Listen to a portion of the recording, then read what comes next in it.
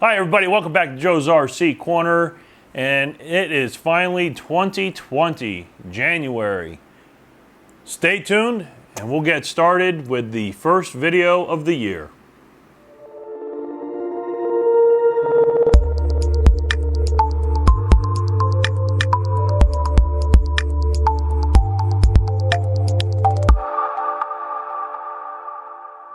Hey guys, welcome back to Joe's RC Corner, and I want to just do a quick talk about a great product that's handcrafted up in Alaska, in Fairbanks, Permafrost Beard.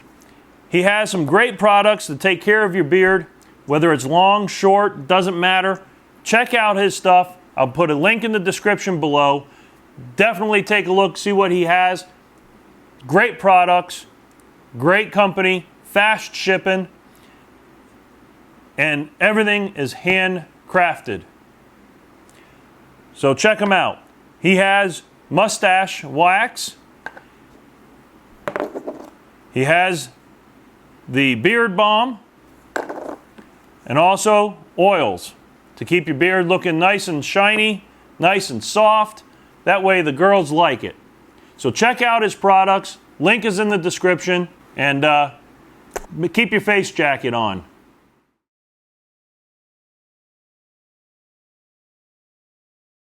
Today, I know I've seen a lot of posts online in the comment areas. Every time I mention this aircraft, we're finally going to get started on it. This is the Midwest Giles 202. It is I believe a 76-inch wingspan. It's a 27%. Oh, sorry, 72-inch wingspan. We're going to be putting a DLE 35 rear exhaust engine on this puppy. And we're also going to be doing some modifications on this to get it up with the times. The original design of this aircraft, the wing bolts onto the bottom with 4 nylon bolts. Not a huge fan of that because it cuts a big section out of the center of the fuselage. Nothing wrong with it, but we're going to update this a little bit. So we're going to be looking at how we might be able to modify this aircraft to put a hatch on the top and a wing tube with slide-on wings on either side of the fuselage. I have some ideas in my head of how we're going to do this, but if you guys are interested in how we're going to make this a plug-in wing, then you might want to hit that subscribe button and hit the notification bell. So that way you get the notifications when the next videos are going to be coming up.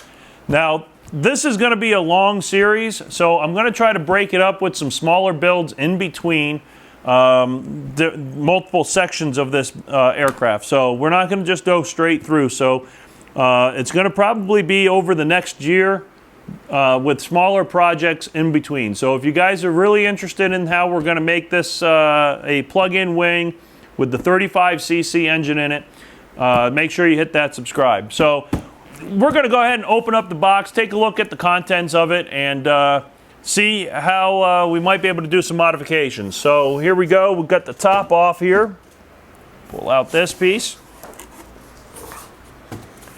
Now this kit was on, I did find this kit online. It was missing the instruction manual, but luckily a gentleman, and I'll put his name in here because his name's escaping me right now on who it was that got me the instruction manual. He scanned it in for me and sent it to me, but I'll put a little comment down below here with his name or his username on RC groups.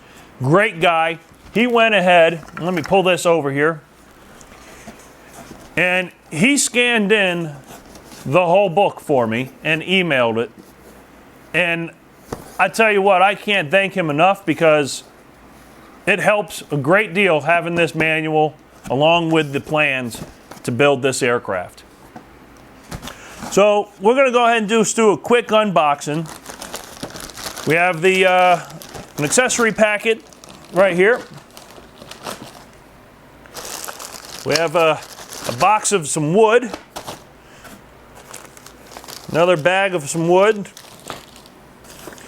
We have the plastic cowl, And I'm debating whether I want to use this cowl, which is not a bad thing, it's just plastic ABS, or purchasing from Fiberglass Specialties the fiberglass cowl for this, which would be great. Same with the wheel pants, which are also right here. I could buy the accessory kit that has both the wheel pants and the cowl all in fiberglass.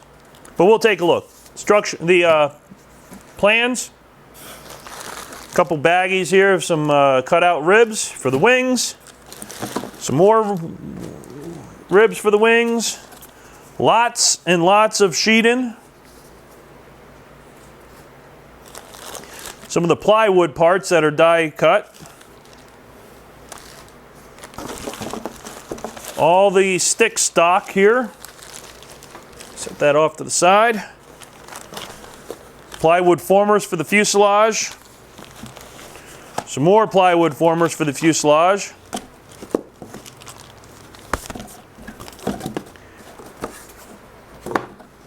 and a couple of sheets of thin veneer.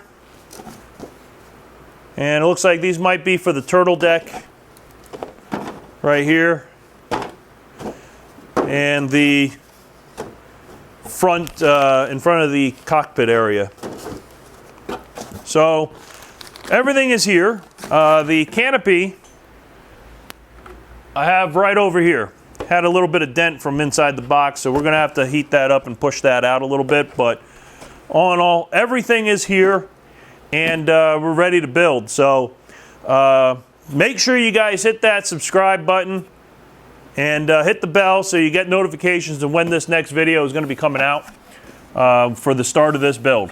One other thing I do want to mention, and I do want to talk about really quickly in the for another project, and I kind of hinted to it on my last video of last year, but I made some modifications. Let me get this out of the way. I made some modifications to my trusty DX8 G2.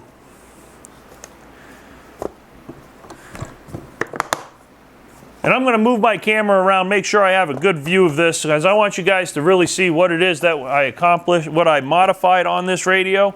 And if anybody is interested in how I did it, I can open it up and we can talk about it in another video all by itself. But let me go ahead and get that camera in close so you can take a look at it. Okay guys, so we're back. So I do have my DX8 G2 sitting right here, and the original gimbals on this were great. I had no issues with them whatsoever. However, I wanted to do a slight modification. I tried out these Hall Effect gimbals that were originally designed to be installed on the FR Sky Tyrannus. Okay. I watched another gentleman's video, and again, I'll put it down below or somewhere around here, a link to the video, or credit goes where it's due, guys. I didn't come up with this, to test this first. But he did it in a DX8, one of the original ones. And I went ahead and did it on my G2. I had to do some wiring and some soldering to get these to work. However, they work just fine. The Hall Effect gimbals are a little bit better than the original stock ones that were in here. Not saying that they were bad, and it does void your warranty by doing this, so just keep that in mind. And I went ahead and we installed these Hall Effect gimbals. And I'll show you up here from the top that they work. And I'm not sure if you'll be able to see it, but you'll see throttle is moving there, your rudder, and your ailerons and elevator. So everything is working fine. So that's great. They feel great. They work wonderful on this radio. So I'm going to go ahead and end that video today. Let me know in the description or in the comments below if you want to see a video of how this is done. If you do, let me know and I'll make that video for you. I'll open it up, show you where all the wires went, and then we can go from there. I'm not going to completely unsolder everything, but I'll let you see what it was that I did. So next video we'll start working on that plane. That's pretty much it for today. Happy New Year, everybody. We'll get started on the Giles on the next video. So hope you guys will join me. And make sure you like, subscribe, and make sure you share the video with your friends and family. And try to help me out here and get more subscribers. Thanks, guys, again, and Happy New Year.